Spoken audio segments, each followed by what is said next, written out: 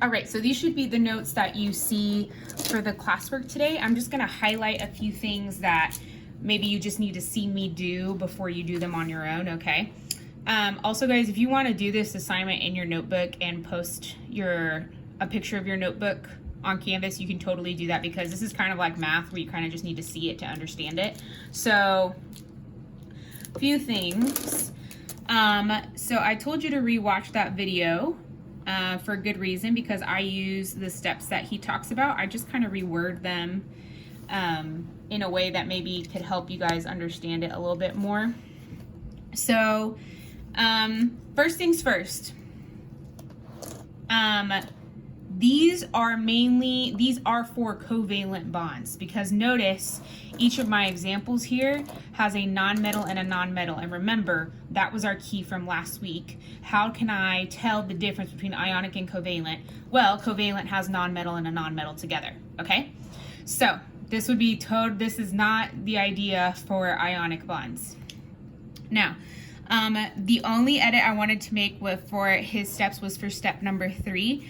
Go ahead if you want to edit it or put this in your notebook as well, is that one line equals 2 electrons. And hopefully you got that okay on Friday. So, and when you're drawing these, and I'll show you, start with the lines and then go from there. It's super easy once you see some examples, okay?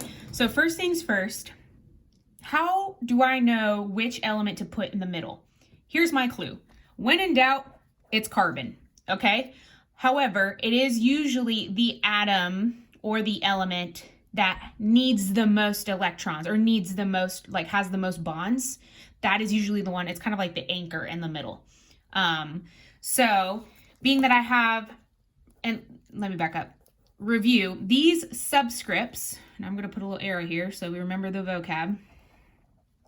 So these are called subscripts. They tell us how many of the atom that we have, okay? So here I have 4 hydrogens and I have 2 carbons. So that's what I'm gonna write here real quick. So I have 2 carbons and I'm gonna put those in the middle because it's carbon. And then I'm just gonna put the hydrogens around it. So 1, 2, 3, 4. And make sure it's like close to the center atom. Here's the trick with doing these kinds of bonds, all right? You need your periodic table, so take that out real quick. Just to review, how do I find valence electrons for an element? Remember, we need to look at these A groups, okay? If you do not know that, you need to come see me in tutorials because that is fundamental, and guys, it just gets more complicated from here if you don't get that, okay? So come see me in tutorials over Zoom if you need help. Don't wait until the last minute. However, these are the steps. First things first, calculate the total valence electrons.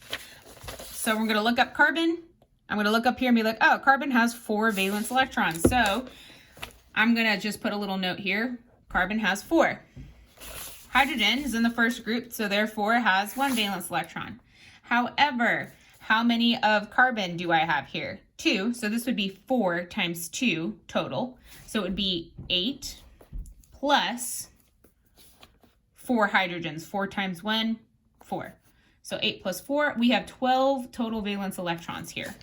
If you do not get that, pause the video, rewind, do it again, okay?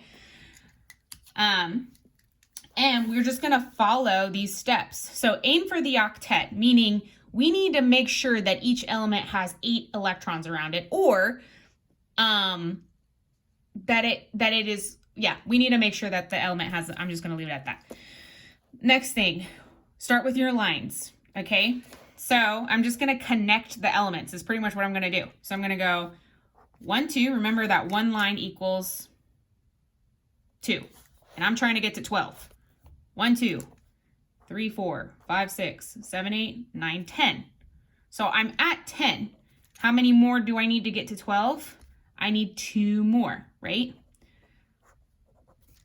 So your remaining electrons are going to go around your elements as lone pairs. Do you remember what lone pairs are from the video or from Friday? Sorry.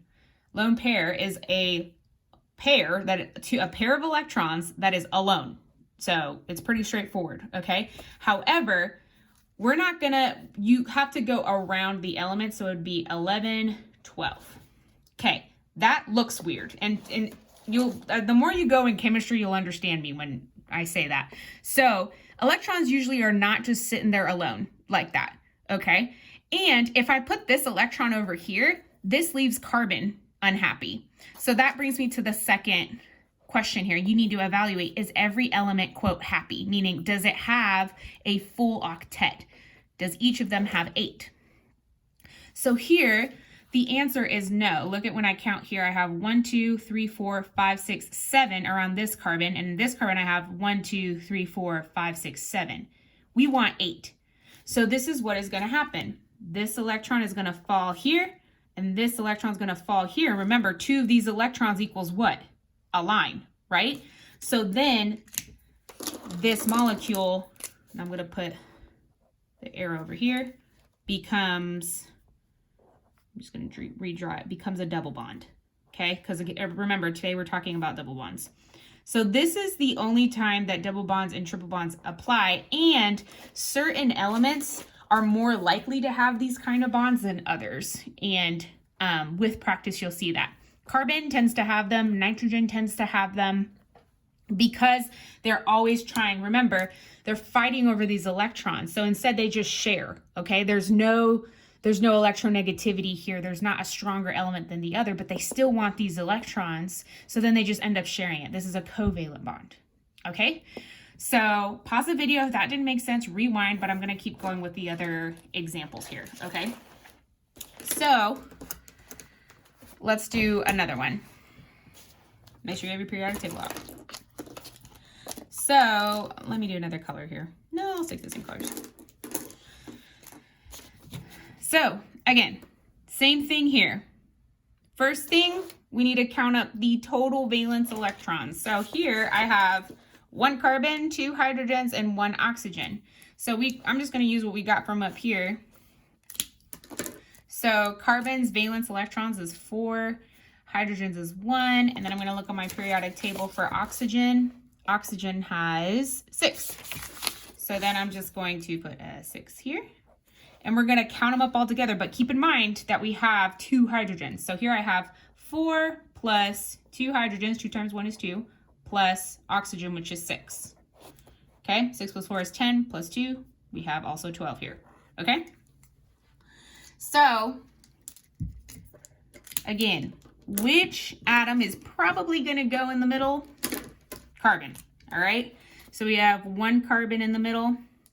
We have 2 hydrogens. And guys, if you like flip it, if you're like, well, where do I know how to where do I put the element? It doesn't really matter, okay? Molecules are never in one place. So it'll be fine as long as you get the bonds right.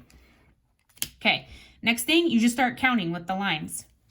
Okay, so we have 1, 2, 3, 4, 5, 6. Okay, also key here. Why am I not putting up here? Why am I not putting electrons around hydrogen? Think about that for a second. Can hydrogen have more than 2 electrons? It cannot, because remember, it only has 1 shell. When you guys did those Bohr models last week, first row means that there's only 1 shell, okay? So that's that. Now, so we have 1, 2, 3, 4, 5, 6. I need to get to 12. So I'm going to go around the oxygen now. 6, 7, 8, 9, 10, 11, 12. Now, technically, this is correct. You're not wrong with this. However, and you'll learn this, especially any of you that are medical majors that are going into anything science-y, you will take chemistry in college. And so you'll learn about this more later, but it just has to do with where the electrons are more likely to be. And the reality is that these electrons are constantly fighting each other. We have repulsion happening. We'll learn more about that later this week. So what's going to happen with this molecule is that these 2 electrons are going to fall down here and make a double bond. Okay? So,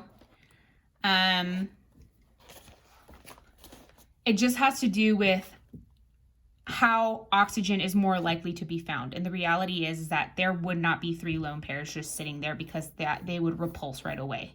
Again, negative does not go with negative, so they would just move, okay? So total, or in all, this is what this Lewis structure would look like. Boop. And then we have hydrogen, hydrogen. Okay? So in the future, I should never see lone pairs or on hydrogen. If I see that, you will just get the problem wrong because that is fundamental. We need to understand that the first shell cannot have more than 2 electrons. Okay? All right, and I'm gonna keep moving on here because I don't want to take up all y'all's time. So let's do an example of a triple bond. The same idea. So first things first, we count up total electrons. Luckily, we're just using, notice, carbon and hydrogen tend to be the typical elements here that do this, or carbon specifically. So we have 4, and then we have 1 for hydrogen, valence electron-wise. 4 times 2 is 8, plus, I have 2 hydrogens. 8 plus 2 is 10. Next, draw your molecule. Make sure carbons are in the center. Oh, I did it in orange, whatever. Carbon, carbon, and then it doesn't really matter where you put your hydrogens, but I'm just going to put them on the sides like this, and we'll learn more about molecular shape later. All right, and then next thing, draw your lines, so connect them. So we have 1, 2, 3, 4, 5, 6. I need to get to 10, so I'm just going to go 6, 7, 8, 9, 10. All right. So notice again, these, how do I know that it's going to form a triple bond here? Well, again, hydrogen can't take anymore. Hydrogen's already happy. So we're evaluating. I'm going around, hydrogen has 1, 2. We're good. Carbon has 1, 2, 3, 4, 5, 6. We are not good. This carbon has 1, 2, 3, 4, 5, 6. We're not good. So that's how you know that, no, there has to be a double bond or a triple bond. You always have to aim for the octet. Okay? So what's going to happen? So I'm just gonna, just so we can see this a little better. Again, electrons are constantly moving, so this could actually be a thing. So these 2 are gonna fall and make a bond here. These 2 are gonna fall and make a bond here.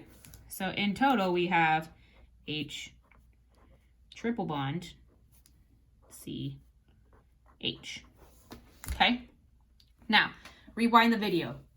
Do whatever you need, like repeat it, watch the other video I attached to see if it makes more sense. And if not, come see me in tutorials. I understand that maybe if this is the first time you're seeing this, it could be a little overwhelming. But to me, it's kind of fun. It's kind of like a puzzle or just counting, really. Okay, and just if you get anything, even if that was confusing, if you understood anything, I want you to remember that hydrogen cannot have more than 2 electrons by it, obviously. And then each line equals 2 electrons. So if you were to be asked, like, how many electrons are in this triple bond, you would say 2, 4, 6. Okay, so if you remember anything, I want you to remember that. Hopefully this helps and makes sense for your practice. So you need to go finish your practice today. Make sure to use your notes on ionic and covalent bonding. And I'll go ahead and add up here that this is for covalent bonds. All right, guys. Bye.